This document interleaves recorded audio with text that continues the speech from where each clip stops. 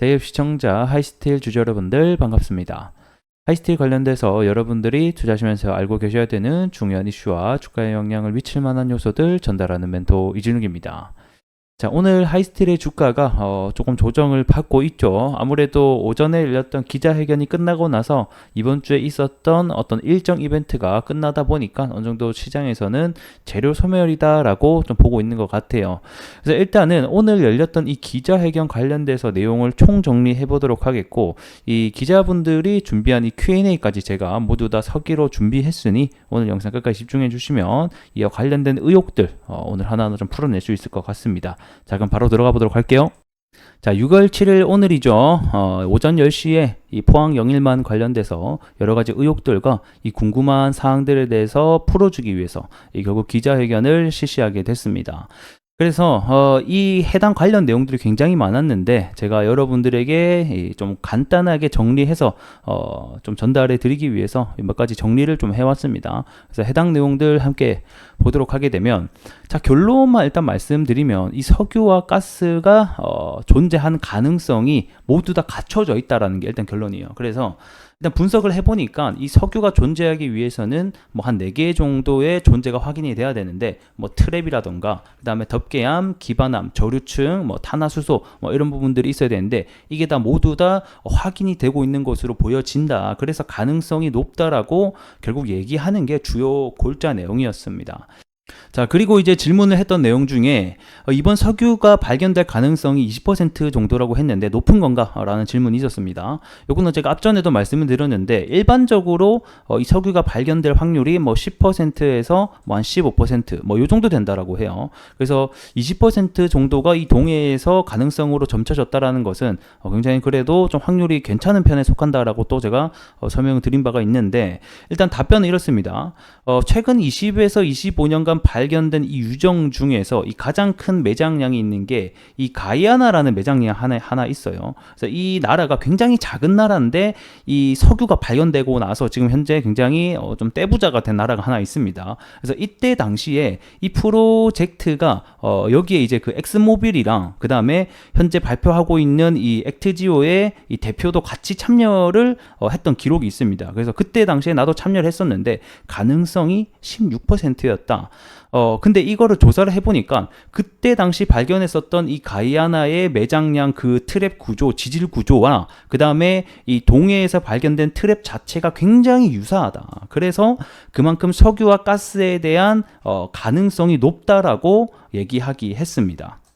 자, 그리고 또 이어서 보게 되면, 자, 이 동해 석유의 가능성을 높게 한 평가한 이유 뭐냐 이렇게 놓고 봤을 때 본인들이 20% 성공 가능성이라고 했는데 이 말인 즉슨 80%에 대한 실패 가능성이 있다. 여기서 어느 정도 실패 가능성에 대한 부분도 같이 얘기를 했었죠. 요게 이제 말이 나오게 되면서 주가가 갑자기 급락을 빡 하는 또 이런 일이 있었는데, 뭐 어쨌든 간에 그래서 자, 만약 이게 유망 구조가 1개에서 2개 정도가 나타났다고 하면 자기네들 시추까지 안 갔을 거다. 여기서 말하는 유망 구조라는 게 뭐냐면 일단 석유와 가스가 자원이 있을 것으로 예상되는 지층 구조를 얘기를 하게 됩니다. 그래서 얘네들이 이제 시추를 하기 전에 뭐 지진파라든가 다양한 이런 것들을 보내 가지고 그 양상을 관찰해서 지층 모양을 짐작을 하게 되는데, 이때의 그 지층 모양이 뭐 석유나 자원을 품고 있을 것 같다라는 가능성이 있게 되면 이거를 이제 유망 구조가 있다라고 지역을 치게 됩니다. 그래서 이게 뭐 1개, 2개 정도의 유망 구조가 있었다라면 사실 시추까지 안 갔을 거다. 근데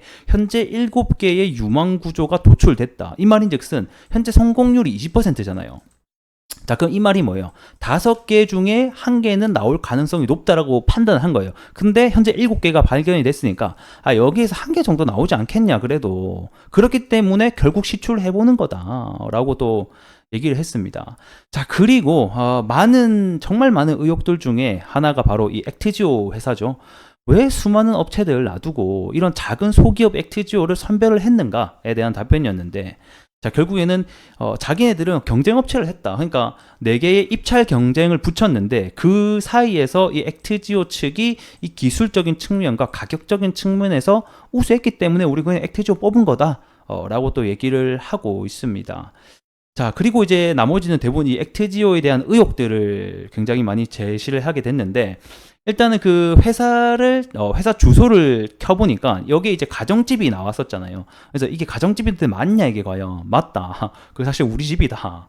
그래서 이게 뭐냐, 그래서 왜 이렇게 된 거냐 하니까, 지금 현재 이 석유의 생태계가 대부분 사실 인력 감축을 하고 있는 상황이다. 그 말인즉슨 실제로 이 매장되어 있는 석유가 이제는 거의 발견되기가 쉽지 않다 보니까 이 석유 회사들이 전반적인 이 산업 구조상 점점점 내려가고 있는 추세라는 거죠. 그렇기 때문에 특히 이런 우리 같이 이렇게 분석을 해주는 업체들은 더더욱 소기업으로 일하는 곳이 많다라는 게 이쪽의 답변이었습니다. 하지만 우리는 여전히 외부 전문가들이 각국에 존재하기 때문에 믿어달라, 뭐 약간 이런 식의 뉘앙스가 나왔었죠. 그래서 이게 6번 질문과 결국 이어지는 건데, 왜 이런 대기업들 놔두고 이런 의혹들을 받게 했냐. 사실 저도 이게 가장 궁금하긴 했었거든요. 근데 일단은 정부에서 하는 답변은 우리는 입찰 경쟁을 통해서 한 거고, 그리고 얘네들은 시추를 담당하는 회사가 아니다. 그러니까 말 그대로 요게 이제 하나 석유를 파기 위한 과정이 뭐 물리 탐사를 먼저 자료 수집을 하고요. 그 다음에 뭐 전산 처리, 그 다음에 재료 해석, 그리고 나서 유망 구조, 그리고 이제 시추 뭐 이런 작업들이 있단 말이에요. 그렇게 봤을 때 이런 탐사를 하는 회사들이 보통 크지, 이런 데이터를 분석하는 회사들은 대부분 작게 소규모로 진행되는 경우가 많다. 우리뿐만 아니라 다른 그 뭐 이런 석유를 발견했을 때도 이런 데이터 분석을 소규모 하는 회사들도 많이 진행을 한다. 그래서 너무 걱정하지 말라, 약간 이런 식으로 답변을 하더라고요. 그런 식으로 일단 답변을 해서 우리가 선택이 됐다, 뭐 이렇게 얘기를 하고 있었고, 그 다음에 뭐, 일단은 이제 얘기를 할 때 다른 회기업들도 이번 이 석유 사태에 대해서 관심을 많이 보이고 있다라고 얘기를 하고 있었는데, 요게 이제 기자가 어딘지 그거 말해줄 수 있어? 하니까, 안 돼. 했습니다. 그래서 일단은 제가 알기로는 다른 해외랑 그 다음에 그 S&P 측에서도 뭐 확률이 희박하다, 뭐 약간 이런 식으로 보고서를 낸 것을 제가 봤었는데, 뭐 일단은 뭐 그렇다고 합니다. 뭐 일단 요거는 지켜봐야 될 것 같고. 자, 그 다음 보게 되면 우드사이드랑 왜 다른 결론이 나왔냐. 사실 저도 요거 굉장히 궁금했거든요. 요거 모르시는 분들이 또 많으실 것 같아서 간략하게 제가 이번에 나왔던 의혹을 좀 정리를 해보도록 하겠습니다. 자, 이번에 굉장히 많은 의혹들 중에 가운데 이게 가장 저는 조금 좀 문제가 되고 있다라고 보고 있는데, 그 중에 하나가 바로 이 우드사이드 관련된 이 보도자료입니다. 6월 6일 쉬는 날에, 그리고 6월 5일 날 이제 장 끝나고 해당 이제 뉴스가 막 여러 가지로 보도가 됐었는데, 이 우드사이드라는 회사가 어떤 회사냐면 호주에서 가장 큰 이 석유 최대 기업 중에 하나입니다. 그러니까 석유 개발 회사죠. 그래서 이 석유 개발 회사가 이 영일만 해서 가망이 없다라는 당시에 결론을 내게 됐습니다. 이 회사가 2007년부터 해서 2016년까지 한국석유공사와 함께 이 8강구 그리고 6-1강구 북부 지역에 대한 탐사를 공동으로 수행을 했었거든요. 당시에 보게 되면 여기가 8강구고 6-1강구가 여기입니다. 그래서 여기 지역을 같이 함께 어느 정도 유망 지역까지는 안 갔고, 어쨌든 간에 좀 가능성이 높다라는 평가와 함께 거의 한 10년가량을 함께 조사를 했었는데, 결국에는 얘네들이 철수를 했다라는 거예요. 이렇게 큰 회사도 10년간 탐사를 해서 없다라는 결론이 나왔는데, 이 작은 회사에서 어떻게 믿고 진행을 하냐라는 게 주요 의혹들이었었고요. 그래서 그때 당시에 우드사이드가 50%의 이 지분 조건으로 조강권까지 확보를 했었는데, 요거까지 포기하고 철수를 했었거든요.